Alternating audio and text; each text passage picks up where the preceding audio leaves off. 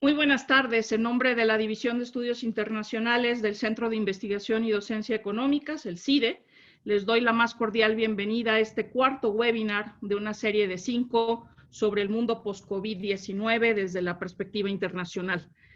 Según la Organización Mundial del Comercio y la Comisión Económica para América Latina y el Caribe, la pandemia representa una disrupción sin precedente en la economía global y el comercio mundial, dado que tanto la producción como el consumo han disminuido en todos lados. La pandemia hizo su aparición en el marco de un comercio global ya de por sí ralentizado desde la crisis financiera 2008-2009. El rápido avance de la COVID y las medidas que se han tomado de parte de los gobiernos para contenerlo han tenido serias consecuencias para las principales economías del mundo. Muchas actividades económicas se han interrumpido, primero en Asia, luego en Europa y América del Norte y finalmente en el resto del mundo, donde el cierre de fronteras fue una medida común y ampliamente usada para contener la pandemia. Esto ha resultado en un agudo crecimiento del desempleo, particularmente en Estados Unidos, seguido en consecuencia de una reducción en la demanda por bienes y servicios. Según los pronósticos, se estima que el Producto Interno Bruto Global se contraiga en 2020 a niveles no vistos desde la Segunda Guerra Mundial. En este escenario, el volumen del comercio global de bienes cayó casi 20%, la caída en los primeros 5 meses del año fue amplia, aunque afectó sobre todo exportaciones provenientes de Estados Unidos, Japón y la Unión Europea. La contracción en China fue menor al promedio mundial, dado que ese país controló rápidamente la pandemia y reactivó la economía relativamente rápido. Pero América Latina y el Caribe es la región en desarrollo más afectada por esta circunstancia. En el marco global del aumento de la regionalización de la producción, algunos analistas sugieren que la integración regional debe desempeñar un papel clave en las estrategias de recuperación, particularmente en América Latina, con énfasis en los rubros de infraestructura y logística, que son esenciales para la producción de todos los bienes y servicios, la provisión de alimentos y servicios esenciales y la competitividad en el comercio internacional. Para empezar a examinar este tema y este panorama, nos acompañan en estricto orden alfabético Mariana Aparicio, profesora titular en el Centro de Relaciones Internacionales de la Facultad de Ciencias Políticas y Sociales de la Universidad Nacional Autónoma de México. Luis de la Calle, director general y socio fundador de la Calle Madrazo Mancera, consultoría especializada en economía, procesos reglamentarios y asuntos relacionados con el comercio internacional, además de tener una amplia trayectoria y experiencia como negociador, docente y analista. Fernando de Mateo, actualmente coordinador del Diplomado sobre Negociaciones Comerciales Internacionales del Colegio de México, con una amplia y exitosa trayectoria en el servicio público sobre temas económicos y comerciales, incluido haber sido representante permanente de México ante la Organización Mundial del Comercio en Ginebra. Y Ninfa Fuentes, profesora investigadora visitante de la División de Estudios Internacionales del Centro de Investigación y Docencia Económicas, CIDE. Gracias por estar aquí, por compartir sus ideas y experiencia con todos nosotros. Conforme avance la conversación, le pido a la audiencia que hagan sus preguntas en el chat en línea de este webinar y diríjanlas al experto de su preferencia. Tendremos un espacio para dar respuesta a la mayor cantidad de ellas posible y nos disculpamos de antemano si no llegamos a contestarlas todas. Iniciaremos la conversación con Fernando de Mateo. La COVID-19 no ha sido en sí misma un revulsivo, sino más bien un catalizador de tendencias que ya estaban en marcha en el escenario internacional, incluido el ámbito del comercio mundial. ¿Cuál era la situación del comercio internacional previo a la pandemia y cuáles son las consecuencias más importantes que ha tenido esta sobre los intercambios globales hasta ahora? Tiene 5 minutos, Fernando. Hombre, muchísimas gracias, Erika. Un placer estar contigo, con los demás participantes en este seminario. Has hecho un resumen excelente al principio de este webinar y yo solamente agregaría que los economistas que somos muy cursis, empezamos a inventar cosas como, por ejemplo, la elasticidad producto del comercio. ¿Cuánto crece el comercio y cuánto crece el producto? La realidad es que 1950 a la crisis financiera de 2009, el comercio era el gran motor del desarrollo. La elasticidad producto del comercio era de 2.5, pero a partir de la crisis cae a 1, menos de 1, y ahora con la crisis que ha desatado el COVID, bueno, tú ya lo mencionaste, lo que puede caer el producto. Se habla, el Fondo Monetario Internacional habla que va a caer en 4.5%, mientras que el comercio caerá por lo menos al doble. Desde luego, tienes toda la razón, ya el problema estaba en el comercio, ya estaba desde antes de la crisis desatada por el COVID, ¿no? Lo que hay es realmente buscar un acortamiento de las cadenas productivas. Cada país lo que está buscando hacer en este momento es traerse el mayor número de eslabones a su territorio. Entonces, tienes el America First, desde luego, Trump, tienes el China 2025, en la Unión Europea está la autonomía estratégica abierta y ha habido desde el 2009 un crecimiento enorme en el proteccionismo en los diferentes países. Entonces, esto lo que ha traído como consecuencia es una búsqueda cada vez mayor de cómo atraer hacia los países qué instrumentos utilizar para que el comercio sea menor, y esto ha resultado también, si uno ve cuál era antes de la crisis del 2019, la apertura del comercio en el mundo, pues era mucho mayor, exportaciones más importaciones sobre el Producto Interno Bruto era mucho mayor de lo que tenemos en este momento. Bueno, en este momento todavía está resultando peor con lo del COVID. Pero la realidad es que estamos en una situación muy complicada por dos motivos fundamentales. La primera es que la Organización Mundial del Comercio está patas arriba. Y está patas arriba por varios motivos. El primero es que su vertiente negociadora, la famosa ronda de Doha para el desarrollo, está en la congeladora desde el año 2010. Segundo motivo es que la guerra que ha desatado Trump con China, y China ha tomado también, lo que ha hecho es meter pues en el congelador, si bien nos va, ha metido el trato de la nación más favorecida. Y aquí me explico. Todos tenemos el deber de dar a todos los demás países el mismo trato que damos a cualquier país, salvo los tratados de libre comercio, por supuesto.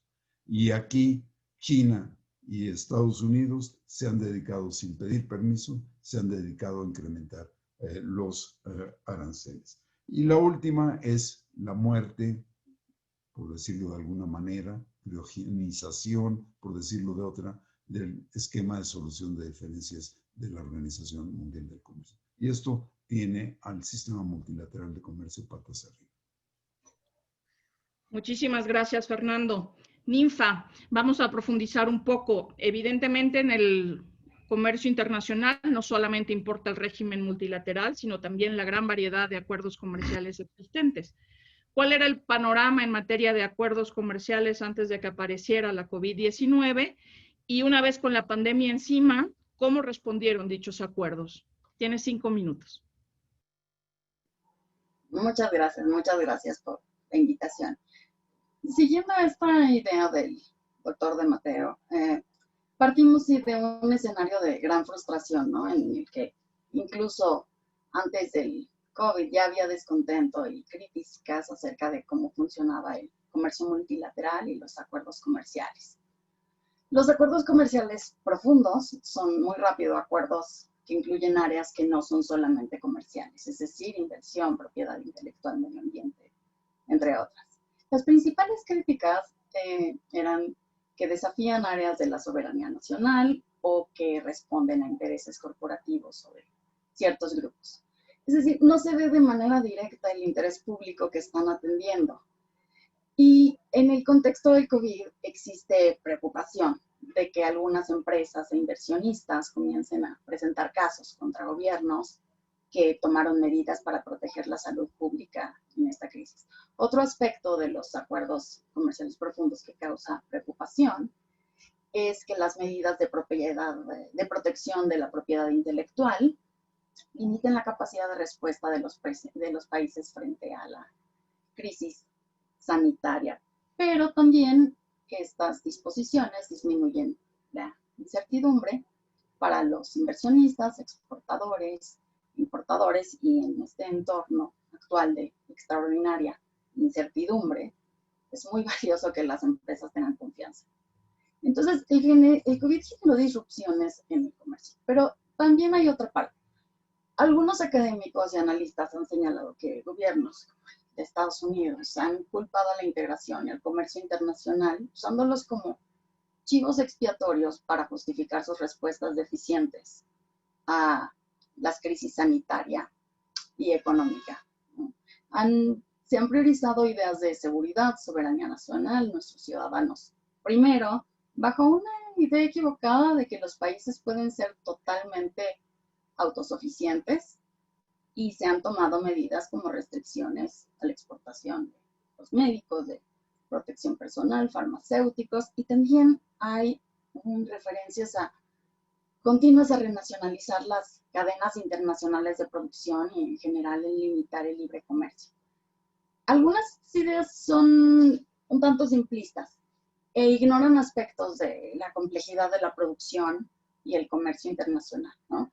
Por ejemplo, las empresas con producción internacionalizada relocalizan su producción de acuerdo con los insumos que necesitan y sus consumidores. Además, van a tomar en cuenta otros aspectos como la incertidumbre política, nuevas vulnerabilidades con la regulación del COVID. Pero es decir, no necesariamente eso significa que llevan la producción a su país de origen. Incluso en algunos casos, se ha tratado más de una relocalización parcial que parece más una estrategia de diversificación del riesgo. México, ¿no?, dentro de estas medidas, ha tenido una oportunidad en la reestructuración de sus cadenas de producción en América del Norte.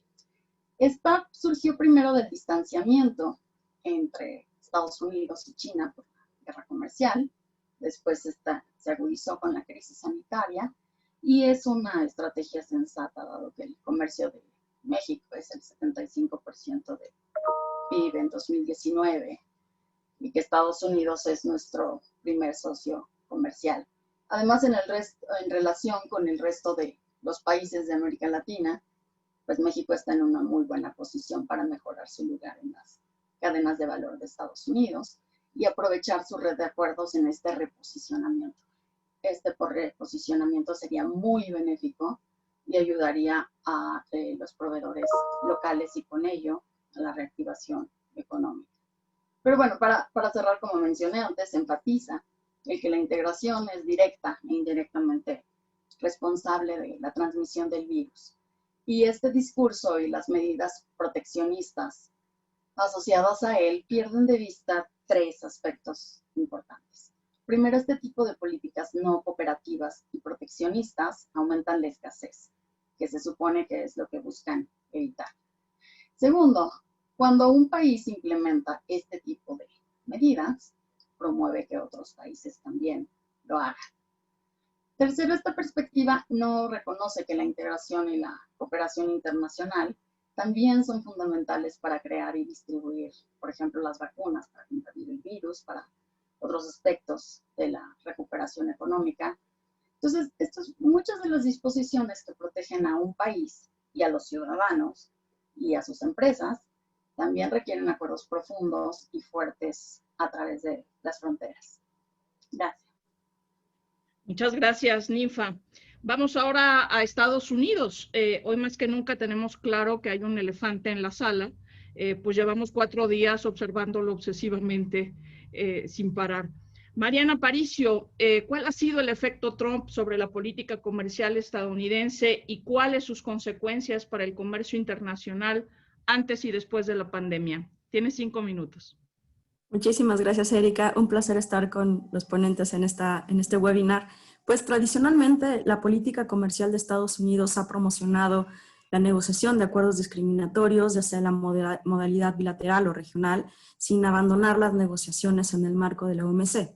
Entonces, en este sentido, el multilateralismo y el regionalismo no eran excluyentes o no son excluyentes, son instrumentos complementarios para manejar la complejidad del mundo, al menos desde la visión de Estados Unidos. Donald Trump durante su administración cuestionó los instrumentos de política comercial que Estados Unidos había dinamizado a lo largo de distintas administraciones, específicamente después del periodo de posguerra. Se pueden identificar al menos 2 aspectos centrales de la política comercial de Donald Trump. Uno tiene que ver con argumentos económicos y otro con argumentos institucionales. Entre los argumentos económicos, Trump señaló en reiteradas ocasiones que Estados Unidos recibía un trato injusto, asegurando que sus socios comerciales tienen la fuerza para imponer sus intereses en contra del país.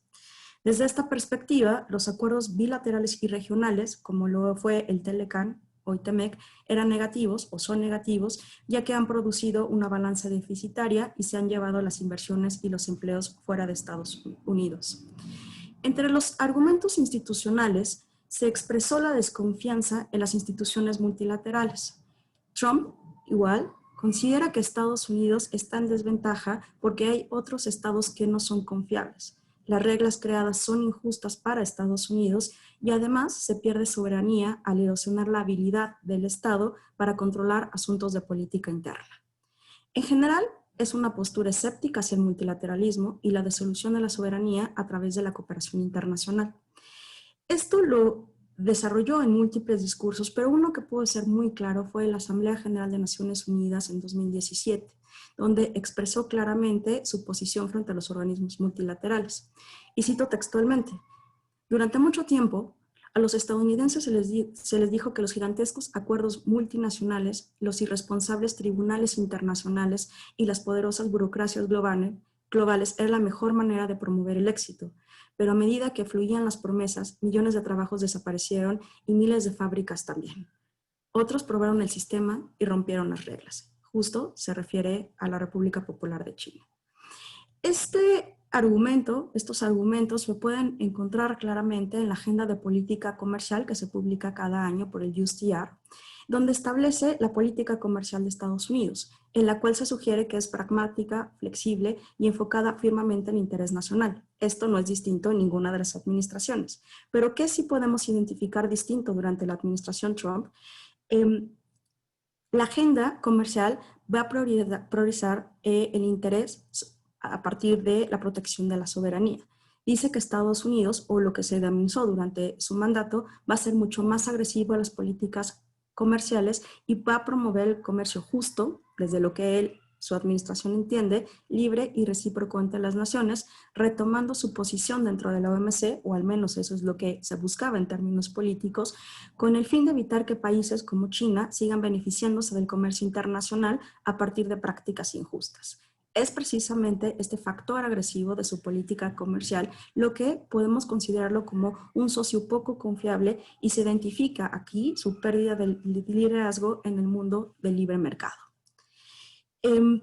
Solo para cerrar este punto, me gustaría decir que bajo las condiciones actuales de las elecciones en Estados Unidos, pues ponemos un gran cuestionamiento sobre cuál será la política que Joe Biden, en caso de ganar las elecciones, va a denunciar en términos de política comercial. Es claro que este periodo Estados Unidos perdió posicionamiento y confianza en el ámbito multilateral. De hecho, parte que el 9 de noviembre no se designe a la nueva directora general de la Organización Mundial del Comercio, un evento sin precedentes, va a ser la primera mujer que dirige la Organización Mundial del Comercio, se haya expandido la fecha por cuestiones de que los miembros de la organización de la OMC no hayan tomado esta decisión. Y es precisamente porque Estados Unidos está en contra que se designe a la representante de Nigeria como la nueva directora general. Muchas gracias. Muchas gracias, Mariana. Luis de la Calle, llegamos a México, del que hace algunos años se decía que era el país en desarrollo más globalizado del mundo, dada su amplia red de acuerdos comerciales, todos ellos muy importantes, pero sobre todo uno, el Tratado de Libre Comercio de América del Norte primero y ahora el TEMEC. ¿En qué situación estaba México antes de que apareciera la pandemia y qué ha pasado una vez que apareció la COVID-19, además de que se ratificó el TEMEC? Tiene 5 minutos. Sí, muchas gracias, Erika, por la presentación, por la invitación, por supuesto. Me da mucho gusto estar con Ninfa, con Mariana y con Fernando, discutiendo estos temas tan importantes. Yo creo que, bueno, diferiría un poco de una cosa que dijiste, Erika, en el sentido de que México pudiera ser percibido como el país en desarrollo más globalizado del mundo. O sea, México es uno de los países que tiene más acuerdos de libre comercio, pero no es uno de los países más globalizados del mundo. Ojalá lo fuéramos. Estaríamos mejor hoy en día si eso fuera realidad. Yo creo que el caso de México es muy interesante en el contexto del COVID, porque el COVID nos agarró al final del proceso de la renegociación del Tratado de Libre Comercio de América del Norte, que fue el tratado más importante, más influyente de los últimos 30 años en el mundo. Y la importancia de este tratado se sustentaba en 3 pilares. El primero de ellos es que es un tratado entre un país en desarrollo, como México, con muchos problemas, y 2 países altamente desarrollados. La segunda característica que lo hacía revolucionario era que es un tratado universal.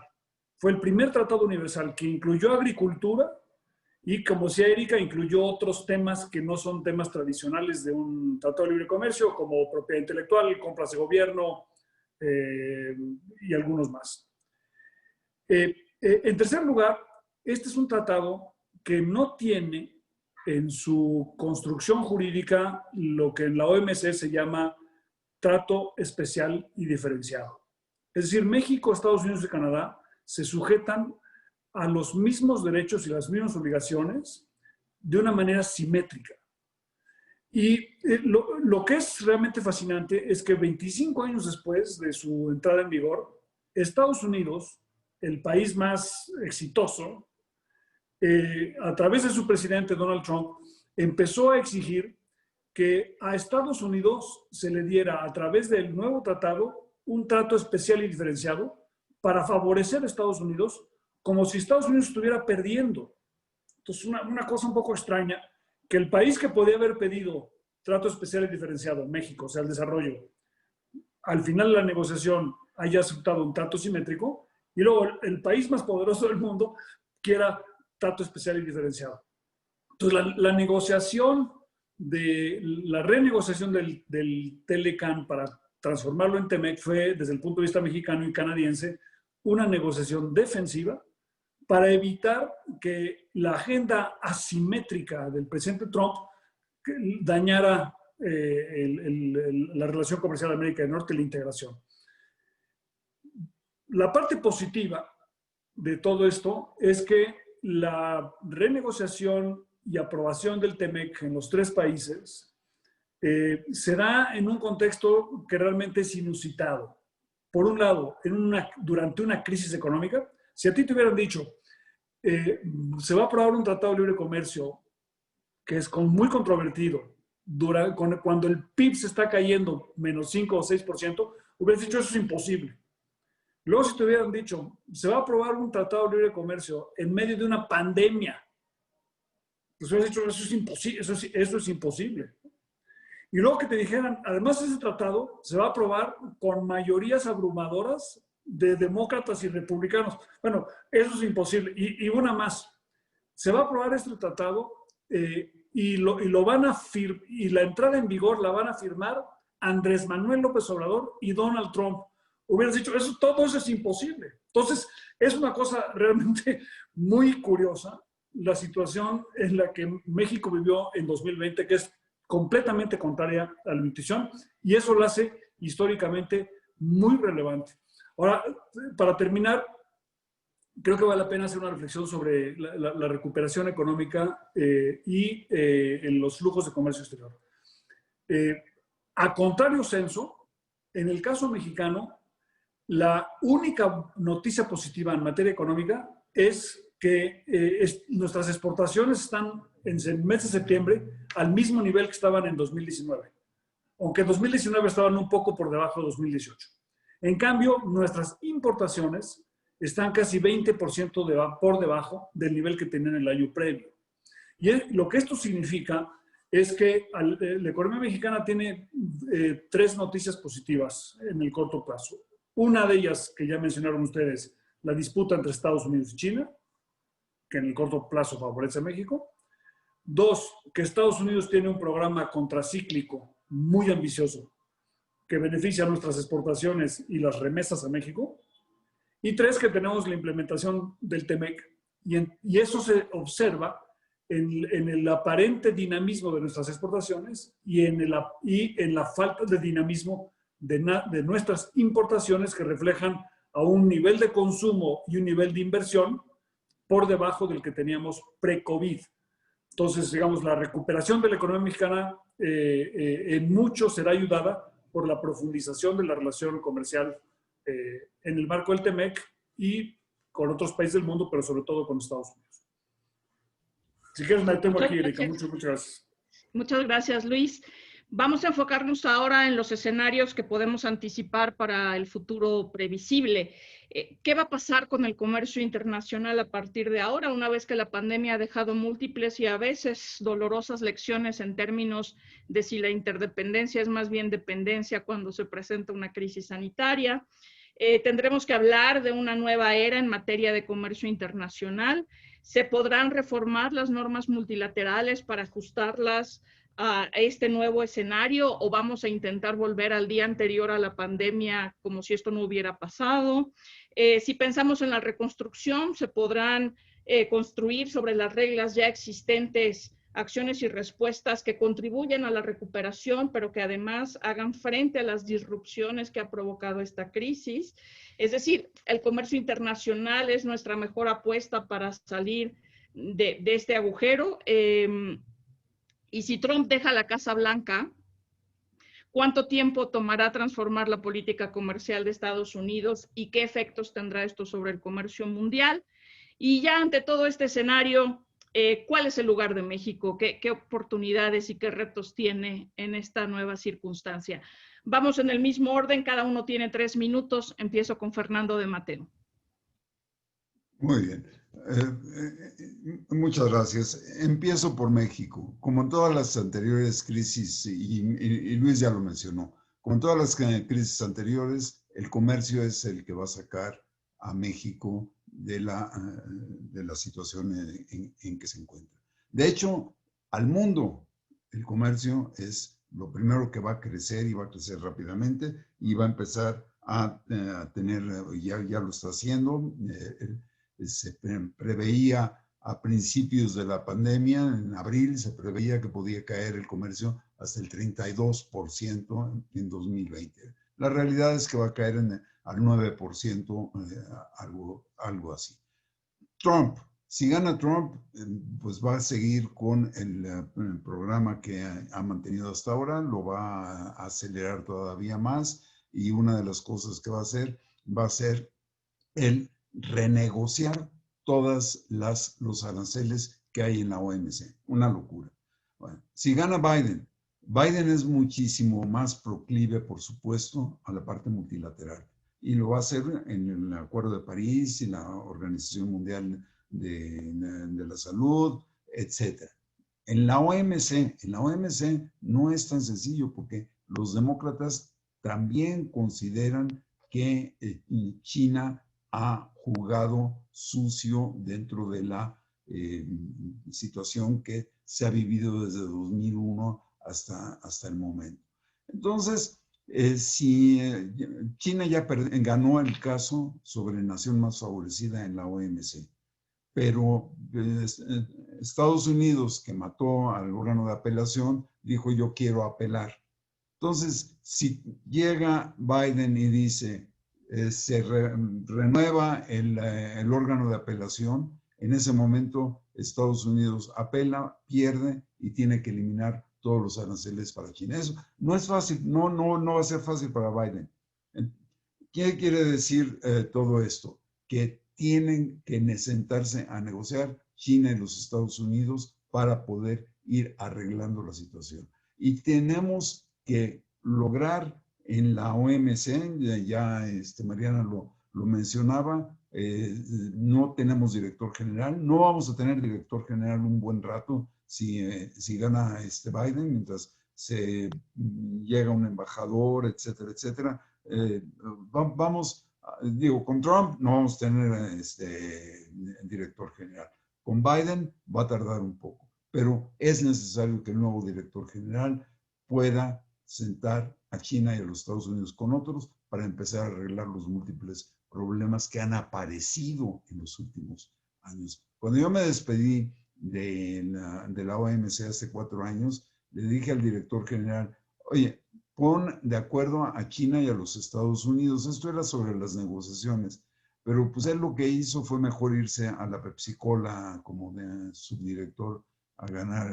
En fin, esto es una situación que ha ocurrido y que ha contribuido también a que la OMC esté en este momento en su situación más difícil desde la creación del GATT, la más difícil, incluyendo cuando Nixon desligó al oro del dólar y con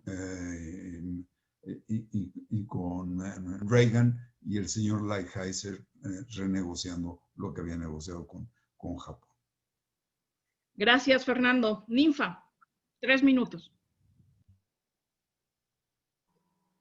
Muchas gracias. Escenarios es una pregunta muy difícil en términos de acuerdos comerciales profundos. Hay 2 escenarios en tensión. Por una parte, hay quienes piensan que los acuerdos van a ser más superficiales y se van a limitar a cuestiones estrictamente comerciales, porque esto es más fácil de negociar en un contexto que se espera que se va a volver más proteccionista con la crisis y, bueno, la necesidad de recuperación simultánea. Por otra parte, hay quienes consideran que los acuerdos van a ser aún más profundos y que las provisiones deben modificarse para responder a situaciones de crisis extremas como la actual. Incluso hay quienes proponen que hay que añadir un capítulo completo sobre el manejo de futuras crisis, además de, bueno, algunos cambios en provisiones. Ahora, una implicación de la estructura de los acuerdos actuales es la siguiente. Los acuerdos profundos incluyen más plenamente a sus miembros en las áreas de política que abarcan. Así también tienen el potencial de excluir a los mismos miembros de una manera igual de contundente. Y en la búsqueda de recuperación económica, los estados van a tener presiones por implementar medidas proteccionistas. En el área comercial, algunas pueden ser el uso de aranceles para reorientar la demanda hacia la producción nacional, restricciones a exportaciones, los paquetes de estímulos muy posiblemente van a incluir subsidios a empresas, entre otras. Los acuerdos profundos regulan muchas de estas áreas de política y crean normas vinculantes para sus miembros, cuentan con mecanismos que canalizan la cooperación y la administración de estas medidas. Entonces, los miembros de los acuerdos van a estar resguardados relativamente frente a estas medidas proteccionistas. Aquí es lo interesante, existe un contraste muy importante entre la profundidad de los acuerdos entre los países industrializados y la relativa superficialidad de los acuerdos entre los países en desarrollo. Es decir, los acuerdos entre países industrializados tienen mecanismos para limitar el uso de medidas proteccionistas en estas áreas y la mayoría de los acuerdos entre países en desarrollo no las tienen. Como mencionó el doctor de la Calle, hay acuerdos con membresía mixta en México. Tenemos varios, pero este tipo de acuerdos, en el total de acuerdos, realmente son pocos.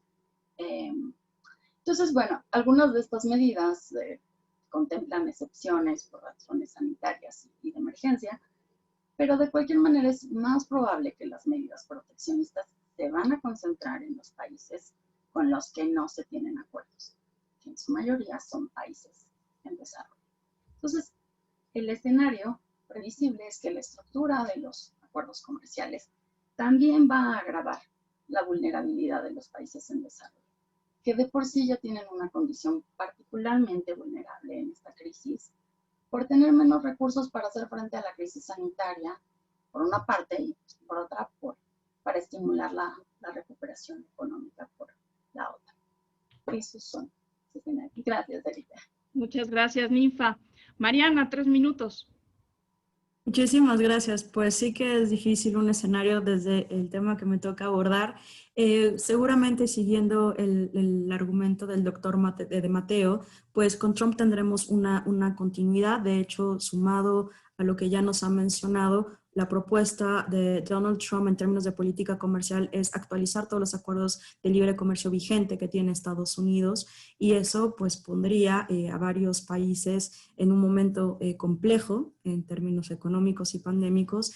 La negociación con Estados Unidos, sobre todo aquellos que tienen relaciones asimétricas. Recién se firmó un acuerdo de libre comercio con Japón, se están negociando otros acuerdos de libre comercio, pero al menos en los megacuerdos regionales no hay ninguna interés por parte de la administración Trump. En el caso de Joe Biden, concuerdo con lo dicho con el doctor de Mateo. Sin embargo, también hay que tomar algunas consideraciones interesantes. Si bien Biden es pro sistema multilateral, también es importante hacer un énfasis en cuál sería, digamos, su política comercial. Y esto lo podemos analizar en términos de su trayectoria política y legislativa.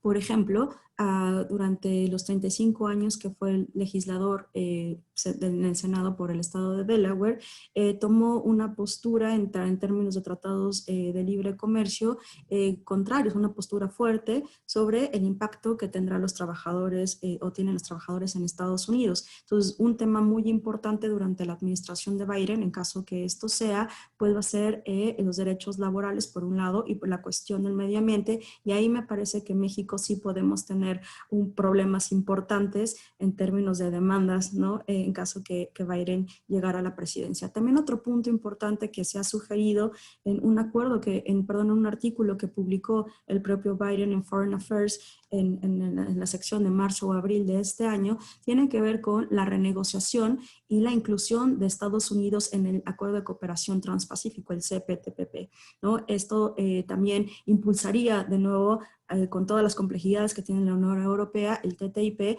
y de esta forma es, digamos, la política en la cual menos se desmarca durante lo realizado durante la administración de Obama, ¿no? Estos dos brazos para elevar las reglas del comercio internacional, como la OMC está en un impasse bastante fuerte, pues Estados Unidos buscaría con sus socios y aliados comerciales pues establecer las reglas para obligar a China a cumplir las reglas del comercio internacional, pero desafortunadamente la correlación de fuerza de hace 4 años, por supuesto, no es ni cercana a la misma a la que estaremos viviendo en un periodo post-pandemia.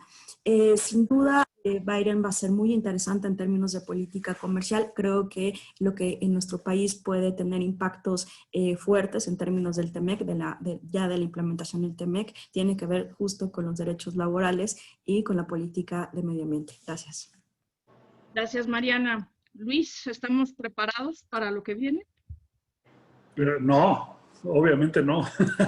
No, yo creo que va a haber momentos muy importantes en los próximos meses y años en materia de comercio exterior.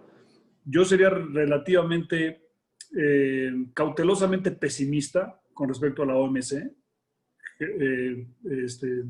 No veo condiciones para una mejora significativa en ella. Creo que las decisiones más importantes van a recaer en 3 frentes, en 3 o 4 frentes que están ligados entre ellos. Uno de ellos es la política con respecto a China en Estados Unidos. Ahí siento que hay un consenso entre demócratas y republicanos de que China es un adversario que hay que enfrentar. La pregunta es cómo enfrentarlo. Y quizá la diferencia entre Trump y Biden resida en que digamos, buscar una situación transpacífica lleve a Biden a volver a tratar de meter a Estados Unidos al acuerdo transpacífico, ¿no? Pero eso entonces, el primer tema es China. Ahí creo que va a haber continuidad en el sentido de considerarlo adversario, pero puede haber un cambio en el sentido del TPP, del CTP-TPP. Eso sería el segundo tema, que es un tema muy importante. El tercer tema es qué va a pasar con el Reino Unido y la Unión Europea en el contexto del Brexit, cómo se va a negociar eso y si pudiera haber alguna negociación en algún momento entre Estados Unidos y el Reino Unido. Y también alguna, en caso de que hubiera un Brexit definitivo y que no implicara una unión aduanera, que hubiera alguna adhesión del Reino Unido a algún otro acuerdo comercial, incluido el CTTPP. Eso es, digamos, ahí tenemos toda una constelación. Y la otra parte, la cuarta, creo que es, digamos, la implementación del TEMEC. Porque la implementación del TEMEC va a ser muy importante en el sentido de que si el Telecam se convirtió en el modelo que se fue seguido durante muchos años en negociaciones en todo el mundo, el TEMEC también va a influir en negociaciones en todo el mundo hacia adelante y su implementación dentro del sistema político de Estados Unidos va a ser muy importante para México en el ámbito laboral y en otros ámbitos, ¿no? Entonces, creo que es ahí donde hay que fijarse. En términos de COVID o no COVID, uno pensaría que una pandemia llevaría a que los países cooperen más entre ellos para resolverla, pero la pandemia tiene también el efecto inverso, que es decir, hoy vamos a prevenir otra pandemia cerrándonos, ¿no? Y vamos a tener ahí dos fuerzas. Entonces, yo creo que la tentación para lo que se llama en inglés el reshoring va a ser muy fuerte. Y como decía yo en mi introducción, creo que eso es una gran oportunidad para México, si sabemos aprovecharla, porque la diversificación del riesgo chino es un hecho que está aquí con nosotros y que México puede aprovechar para incrementar su participación de mercado, no solamente en América del Norte, sino en el mundo. Muchas gracias. Vamos a preguntas de nuestra audiencia.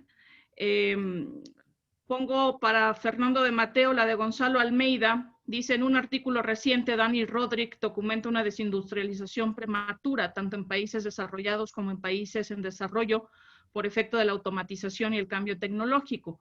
¿Cuál será el efecto de la pandemia sobre esa tendencia global y cuáles deben ser los sectores prioritarios para impulsar la competitividad de México ante ese panorama?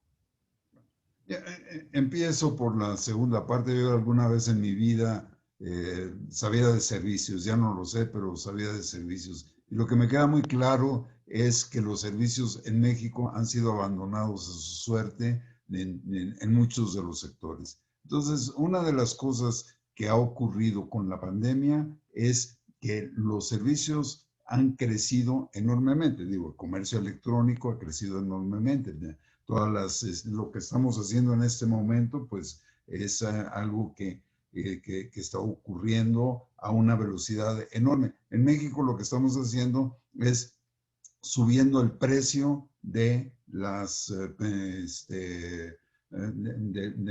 telecomunicaciones, lo cual, en fin, la parte de la automatización sí, evidentemente, va a crecer cada vez más rápidamente, ¿no? Tenemos una explosión en inteligencia artificial, tenemos una explosión en robotización, que si se ve un gráfico que sacó el Economist recientemente, se muestra que México tiene más robots por millón de habitantes que los que tiene Estados Unidos. Entonces, en México, pues la automatización ha crecido muy rápidamente, digo, concentrado en algunos de los sectores. Pero esto no es una desindustrialización, es un cambio de industrialización. Lo que está creciendo son los servicios que están relacionados con la industria y están creciendo a gran velocidad.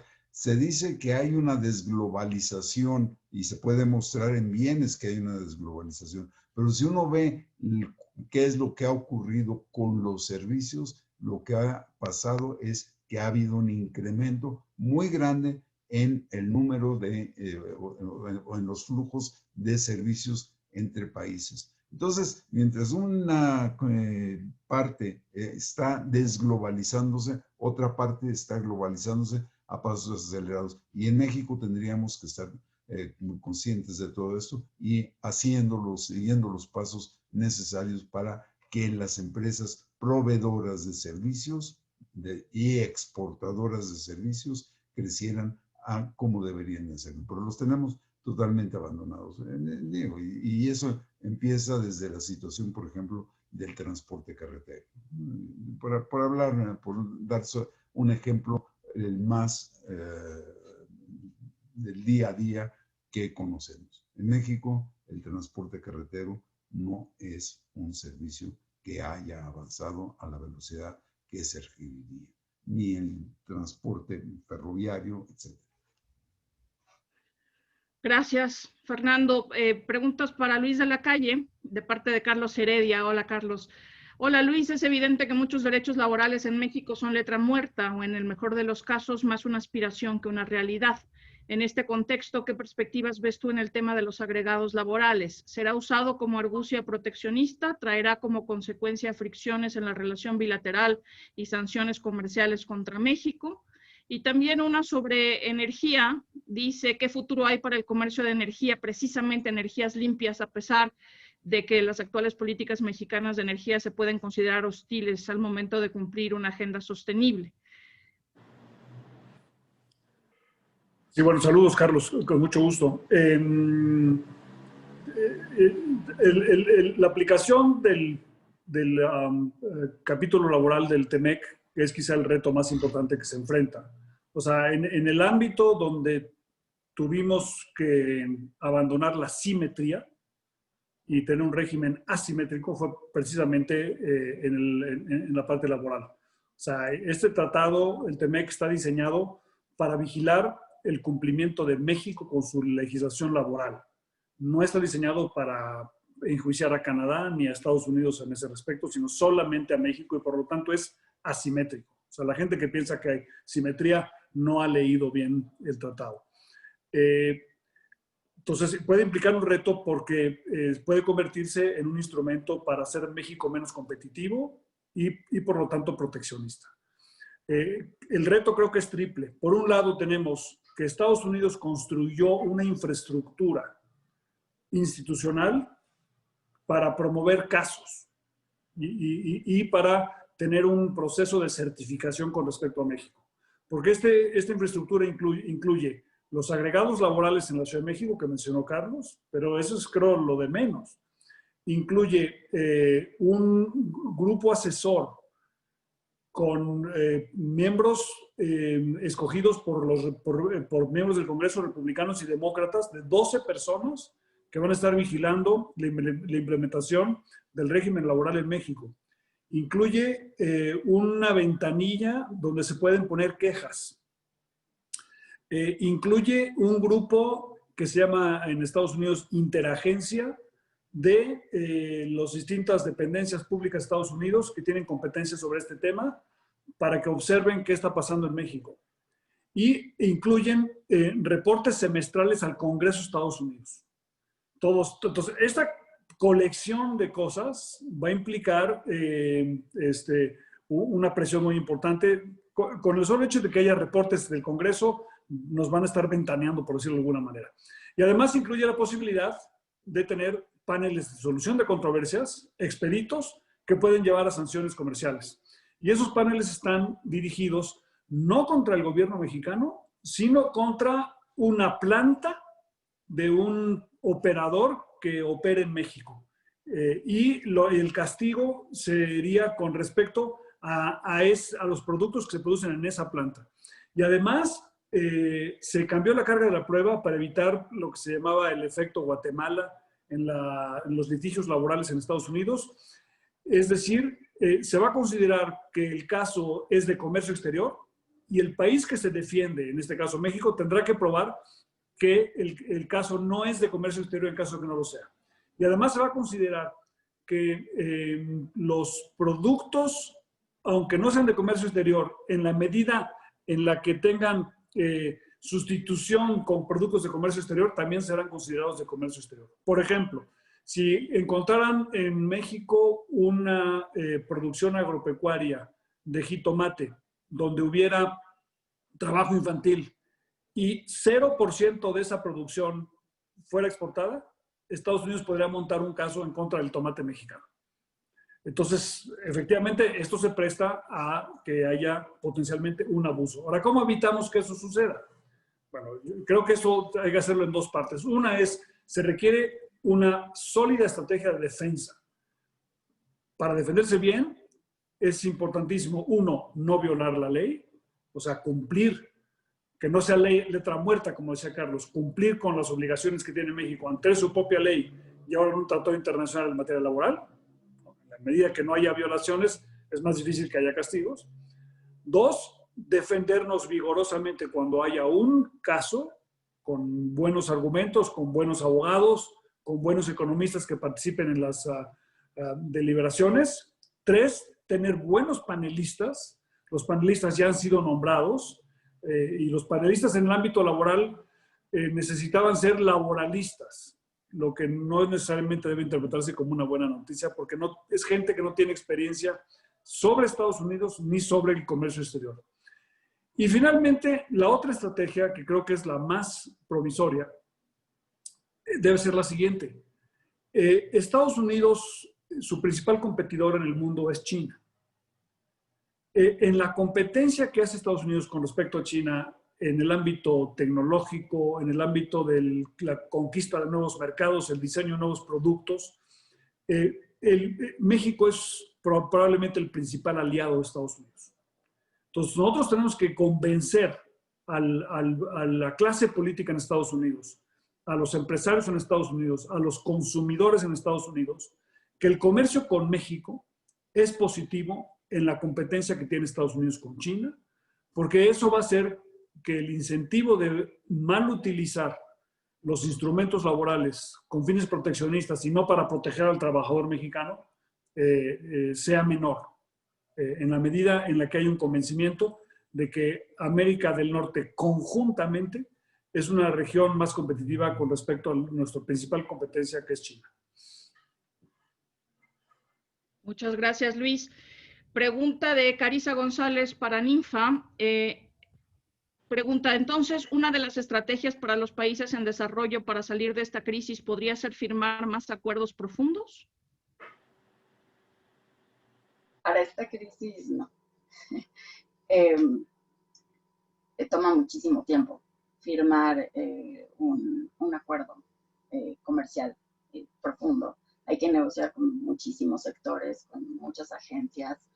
Yo creo que en este momento la renegociación del acuerdo con México, como señaló el doctor de la Calle, es una excepción, pero los países no van a estar muy dispuestos a... Es un contexto de mucha incertidumbre.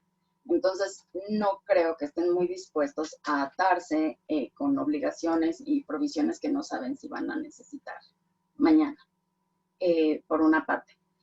Por otro, toma tiempo y no sé, o sea, los acuerdos comerciales profundos ofrecen una serie de seguridades, pero yo creo que los países en desarrollo tienen que invertir en factores, ¿no? que empujan el crecimiento del país, educación, instituciones, productividad y, bueno, para esta crisis sí cooperación en aspectos más específicos, por ejemplo, lo que están haciendo los países africanos para atender el desabasto de medicinas o de alimentos, pero en cuestiones más concretas y urgentes en este momento, no creo que existe la capacidad, los recursos para negociar un acuerdo comercial profundo para países en desarrollo en este momento.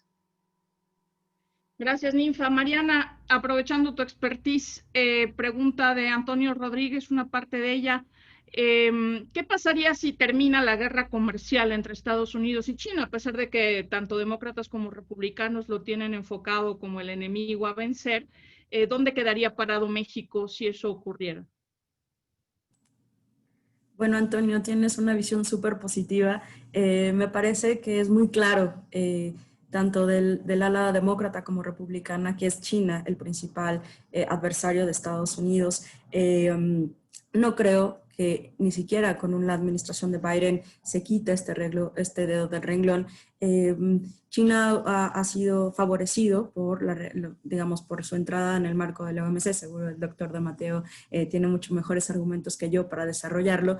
Y en definitiva, la guerra tecnológica que tienen y, digamos, el avance que tuvieron en la fase 1 del acuerdo China-Estados Unidos, pues no ha sido de todo completo. De hecho, se mantienen aranceles Estados Unidos, a pesar, en el marco del COVID, hubo algunos bienes médicos en los cuales el USTR declinó las tarifas arancelarias por un periodo específico, sobre todo entre el cuestionamiento de la política que ha implementado el actual presidente sobre la posibilidad de tener insumos médicos. La gran mayoría de ellos proviene de China, otros de México en menor medida, y entonces no creo ni siquiera con una administración demócrata que esta guerra comercial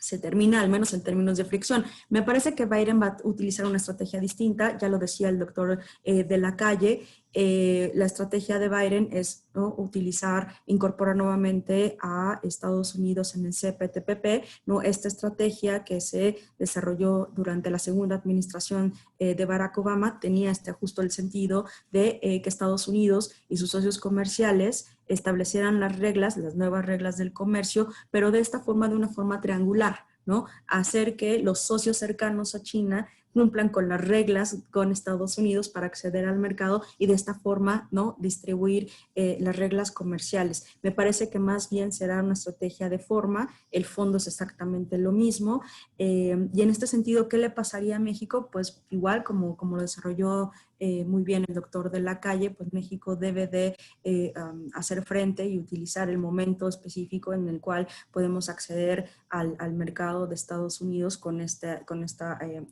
guerra que tiene China y Estados Unidos, pero depende mucho de las políticas internas del Estado mexicano y todo parece indicar, sin ser pesimista nuevamente, pues que no necesariamente estamos listos para la implementación del TEMEC y hacer de este acuerdo una palanca de convergencia económica, como hace más de 20 años se sugirió con el Telecán, que sea distribuido a todos los sectores, aunque hay muchos sectores en México que han sido beneficiados.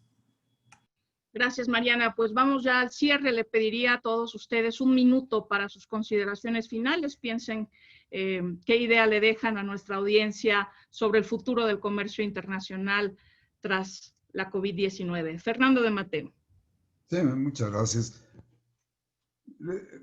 El comercio va a crecer, ya lo está haciendo, va a crecer, posiblemente tenga una recuperación importante a partir del año que viene, que China está creciendo, su economía ya está en el territorio positivo, sus exportaciones, sus importaciones han crecido enormemente, se volverá otra vez en el motor del crecimiento durante el tiempo que no llegue el crecimiento de Estados Unidos, de la Unión Europea, pero sí vamos a tener un rápido aumento del comercio durante el futuro. Esto no quiere decir que se vaya a mantener durante largo tiempo, pero sí que va a ser el motor de la recuperación del mundo. Pero por supuesto, esto va a depender de cuánto dure la emergencia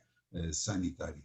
Y no hay duda que es el momento que deberíamos ponernos todos los países a buscar una solución a los problemas que tenemos. Es muy complicado, es muy difícil, pero es una crisis como la que estamos viviendo, sería el momento de decir, vamos a reducir, a eliminar todas las medidas proteccionistas que hemos puesto a partir del año 2009. Soy pesimista, no va a pasar, pero sería lo óptimo. Lo deseable. Muchas gracias, Fernando. Ninfa, un minutito. Sí, en un tono medianamente positivo. Me gustaría pensar que las crisis generadas por el COVID, además de todas las disrupciones, podrían abrir también algunas oportunidades. Por lo menos estamos repensando las cosas, ¿no? Nuevas formas de cooperación que necesitamos para enfrentar los desafíos actuales y próximos, bueno, los llamados a la reforma del comercio internacional, multilateral. Y también vale la pena reconsiderar el papel de los acuerdos profundos en el desarrollo de los países. Yo creo que ahora que la crisis ha abierto espacios para reconsiderar la estructura de estos acuerdos, es importante que sus normas y reglas sean moldeados, teniendo más en cuenta las prioridades de desarrollo de los países y un poco menos otras cuestiones de política doméstica o las dinámicas de poder internacionales. Gracias. Gracias, Ninfa. Mariana, ¿te atreves a decir quién gana en Estados Unidos? Debo decir que hice varias apuestas, pero no voy a hacer pública mis preferencias. Qué sé yo, el futuro es incierto, al menos en el próximo mes. México debe estar preparado para quien sea quien ocupe la Casa Blanca, me parece, y que los mexicanos estamos obligados a entender a Estados Unidos en términos de cultura, pero también de instituciones y de la correlación de fuerzas interna.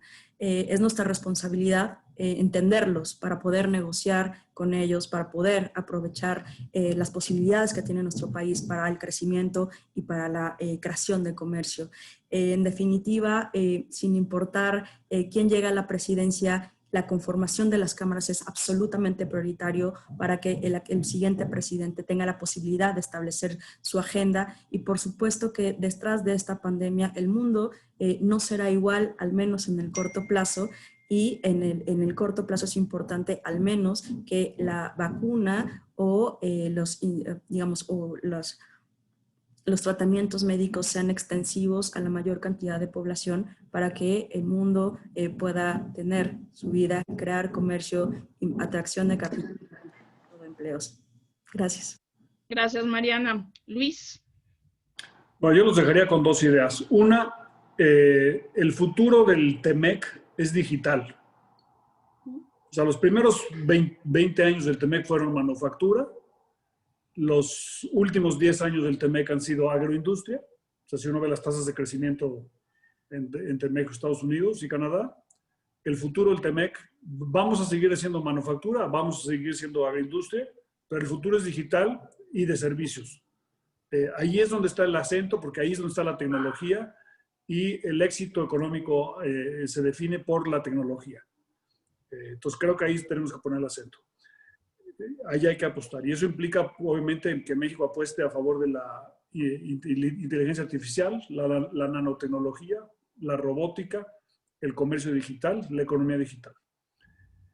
Segunda idea. México tiene una ventaja comparativa fundamental.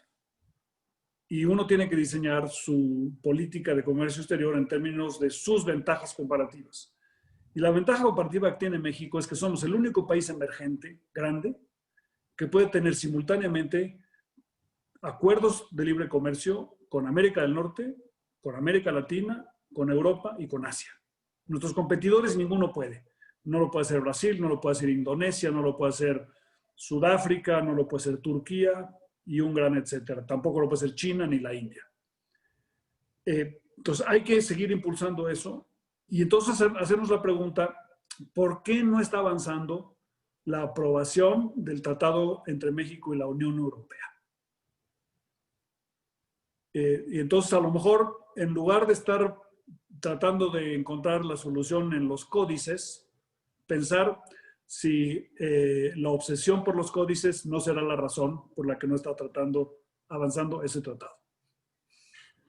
Muchas gracias. Yo creo que das en el blanco total con ese comentario. Yo que soy europeísta y que participé en la elaboración de ese acuerdo, lo veo difícil que se ratifique. Les agradezco profundamente que hayan participado en este webinar, que nos hayan compartido su visión, sus ideas, su experiencia sobre qué le va a pasar al comercio internacional tras la COVID-19. Yo creo que todavía nos falta por ver repercusiones de la pandemia más adelante. Todavía cualquier evaluación es preliminar, a pesar de todo. Y agradecemos desde luego a nuestra audiencia haber estado aquí. Y les invitamos a participar en el quinto y último webinar de esta serie, que tendrá lugar el viernes 20 de noviembre a la 1 de la tarde. Y en él conversaremos sobre el lugar de México en el mundo post-COVID-19. Muchas gracias a todos. Cuídense. Hasta la próxima. Gracias. Gracias por la invitación. Un placer. Muchas